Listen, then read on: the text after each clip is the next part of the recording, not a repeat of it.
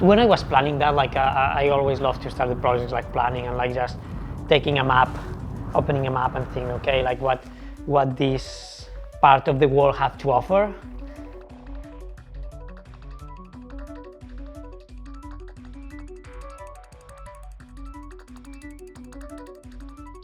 I had no idea what to expect. Like when I had done projects before in the Pyrenees or in the Alps, I kind of knew the landscapes, I kind of knew the effort, and I could imagine like it will be hard because of that.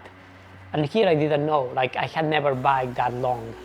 I had never covered this much distance. So I really didn't know how to expect. I didn't have any anticipation of the project. I didn't know if I could last like 1 week, 2 weeks, if it would be able to finish. So I think, yeah, the fun thing it was like I started, and the first week I was feeling like horrible. Like I think the jet lag plus the altitude plus the dry air plus the effort the first day was plus more than 20 hours of effort, and I was feeling like very very bad. Like I couldn't think of like continuing for more than 2-3 days, and I was thinking that would be impossible to finish. But then the body starts to get used to those things. It starts to get used to the effort, to the air, to the hours, and after 1 week it turned over, and I started to feel better and better and better and better. And the days that I felt the best was the last days of the project, where my body was just flowing, and I could feel like, okay, if tomorrow I need to ride like 200 more miles, if tomorrow I need to do like 15 hours to climb a summit, I can do it. I can do that for 1 more month. So I think what was amazing about the project, it was how the body is able to adapt and to feel comfortable and to feel used to whatever we give him. But I'm very happy to have finished. I'm very happy to go home. Like I think it's also like mentally you project to that, and when you arrive, then it's like, okay, yeah. It's somehow like some projects you feel like completely tired, and you are just like you want to go home because you have nothing else inside you. Like you have give everything, and this time it felt different. It felt like I could continue, but I have seen enough. I have enjoyed these mountains. I have absorbed the landscapes. I have absorbed like everything that the West Coast had to give me, and I want to go home because I want to be with the kids and with the family. And but yeah, somehow it didn't feel that it didn't empty me, but I was just taking more than giving it. Of course, in a project like that, it's up and downs, and it's moments like it was some mornings like it was like 5 in the morning. I had been like maybe going like for 20 plus hours on the day before, and arrive and slept 3 hours, and then wake up and it was raining and I needed to take the bike.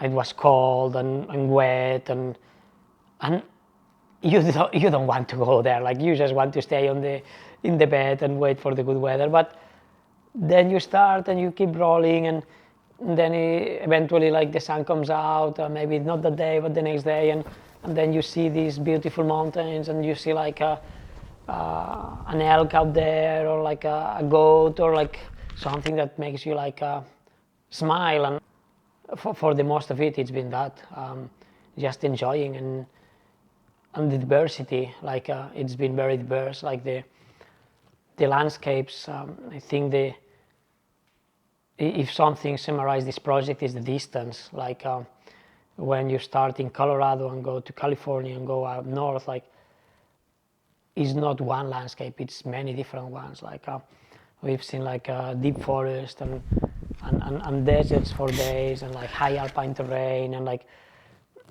snowy mountains and volcanoes, and to embrace the diversity that we have in a small part of the world. The origin of every project, it's on a line for me. It's like to imagine a line that will bring something, and to start to put this line on the map, and the aesthetics of it. It's like as a bird, like what what this line looks like. If you are following ridges, if you are following like nice features of the geography, that's something that aesthetically it's appealing.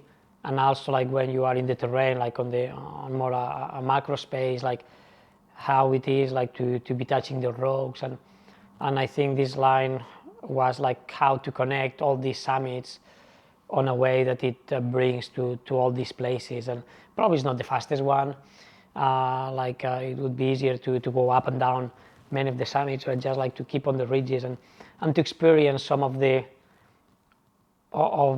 trails that have brought something to the trail running culture in this part of the world, like to do the LA Freeway, to do the Nolan, the Traverse, the Normans, all that. Like it's not the easiest way, or it's not the quickest way, but it's to experience routes that I have been hearing for many years on many different runners, and to share some of those parts with people that are from the area. I think it's also to embrace the relation that these people has with their backyards. One thing I have learned about this kind of projects, especially these long ones, like it's 1 month long, is that you cannot stick to a plan. Like you need to adapt all the time,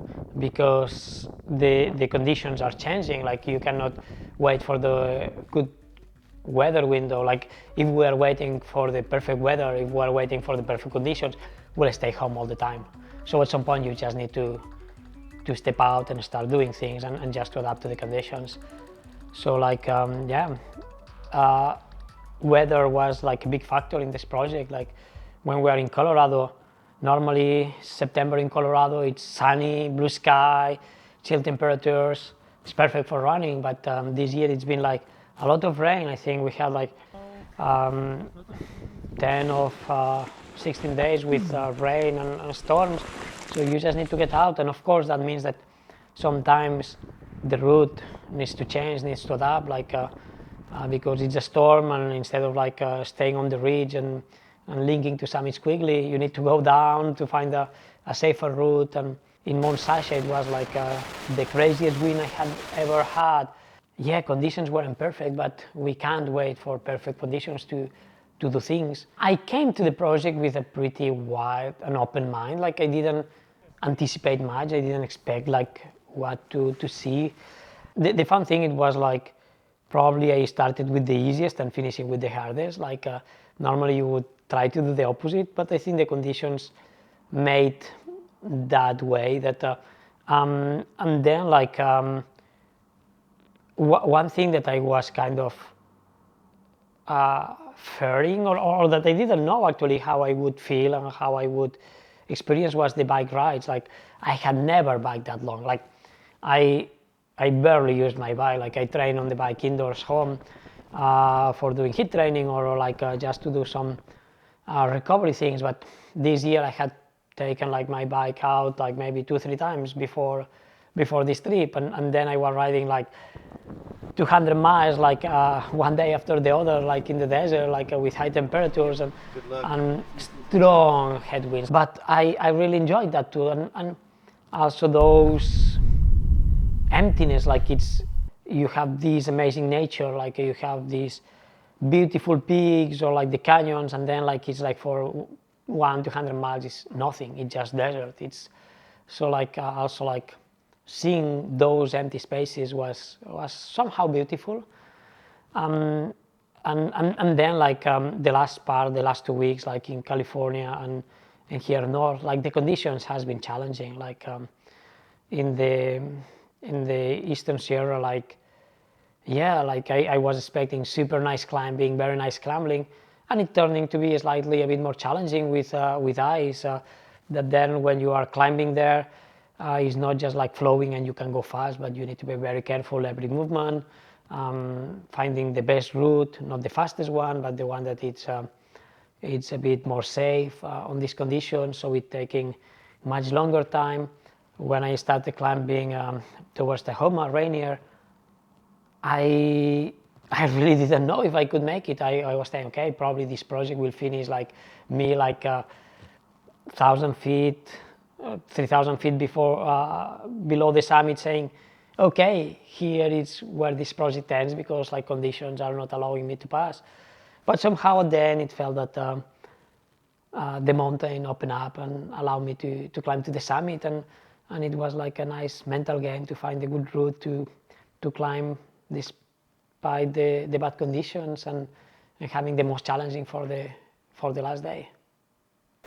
Typical day in this project was it was just like long, I would say, like probably what describes is just like you start to a point and you don't see like on the horizon where you will end up. When you run in the Alps, when you run in Europe, it's often like you go from town to town and you climb summits in between. Here it was just like I started in the RB, and then like I was probably for 20 hours just in the nature, just seeing like wildlife and not seeing much of any human like trace. It was just like being on the wild, and then it changed. I think when we started biking, then it was much more different. It was like much more sleeping. I was riding maybe only from 13-14 hours every day, so it was waking up, taking the bike, and like just being in the route for all the when it was light outside, ride like 1 or 2 hours in the dark and sleep again for a good 6 hours, and I'm back into the route. So like that, then it was like much more a constant rhythm of like, because when you are in the mountains, it's not that you can choose where you want to sleep. You need to get out from there to have a good sleep. So sometimes it's 10 hours. Sometimes if the weather is more challenging, it can be like 20 hours. So I didn't have any idea. Like when I started today, I didn't know if it would be 12, 13, 15, 20, 14 hours, 40 hours on the mountain. So that was part of the thing, like to just get out and adapt to how long it would take. Yeah, the body, it's crazy how it adapts to things. Like I mentioned, like it felt like rough, like at the beginning, like my body was fighting like against like all the things that was coming. It was fighting against the effort. It was fighting against the altitude. It was fighting against like the dry air. It was fighting against like everything. And after 1 week, it changed and I stopped to fight and started to adapt. When I was doing the Normans, I slept like for 1.5 hours in 56 hours, and I didn't feel that tired at the end. It felt like the body was like just taking that and saying, that's cool, like get more adaptation to that. And the next day when I was going up to White Mountain, I felt like kind of super good.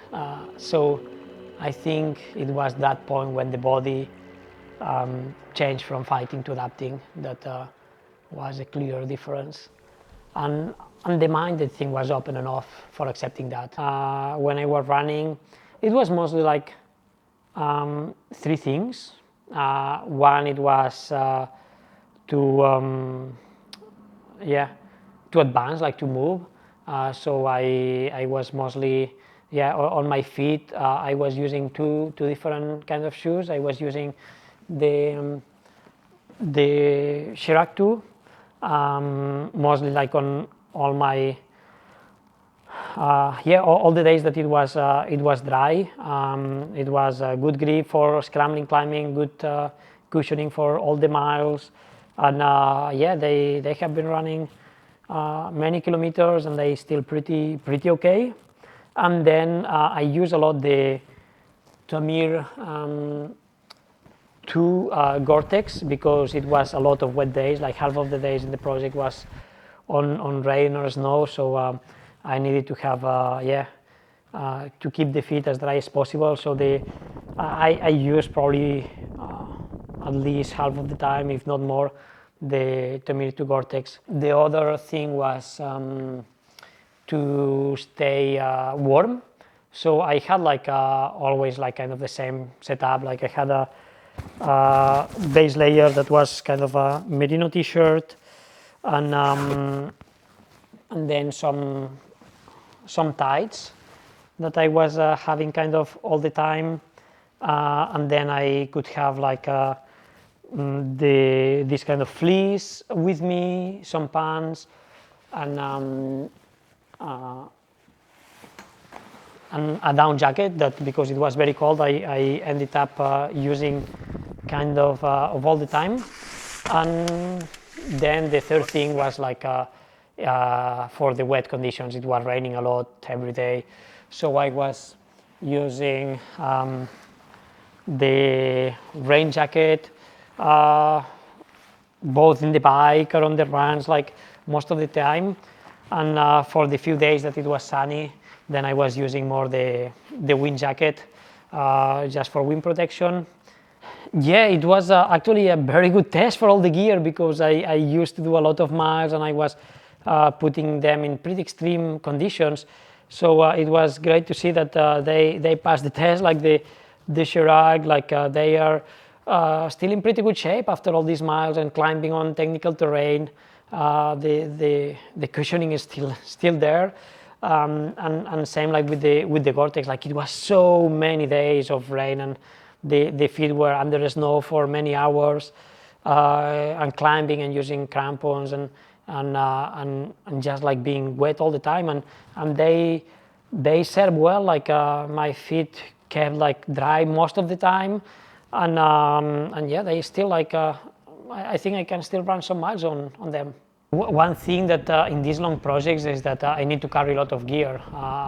Sometimes especially with these conditions, in my backpack I was carrying like down jacket, down pants, like rain jacket, rain pants, like sometimes 2-3 pairs of gloves, like food for like I don't know, 15-20 hours, the headlamps, extra batteries, a rope, Isaacs, and things. So like if some days like I was just running with the trail running vest, but that was not very often here, because like, yeah, it's most of the days I needed to carry a lot of gear. So then I was like having this prototype of a backpack that it's still like a vest, but it has like 20 liters, so I could like really carry everything on. When I came to the project, I knew also that it was a challenging time for the wild areas here in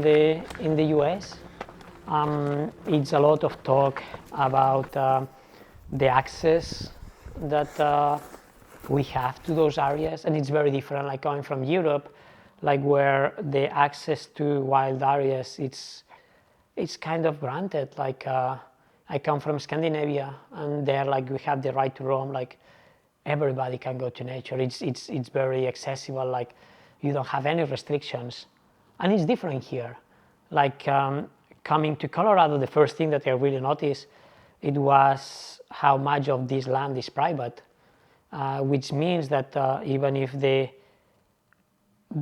landscapes and the wilderness it's huge, a big part of that terrain it's private, so it's inaccessible for the majority of the people.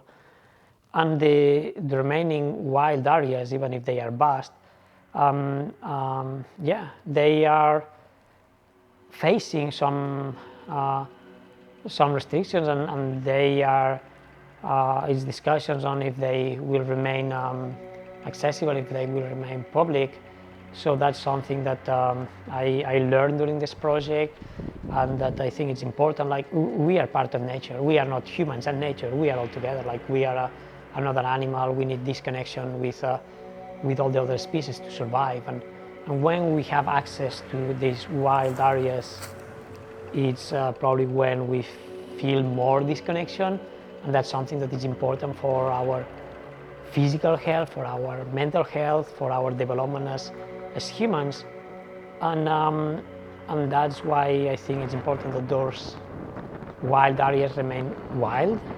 I hope that this project helps for people to get more aware about like the lack that we have to access all these natural spaces and all these wilderness areas, and that yeah, we keep pushing to preserve them, and we keep pushing to to be able to access them.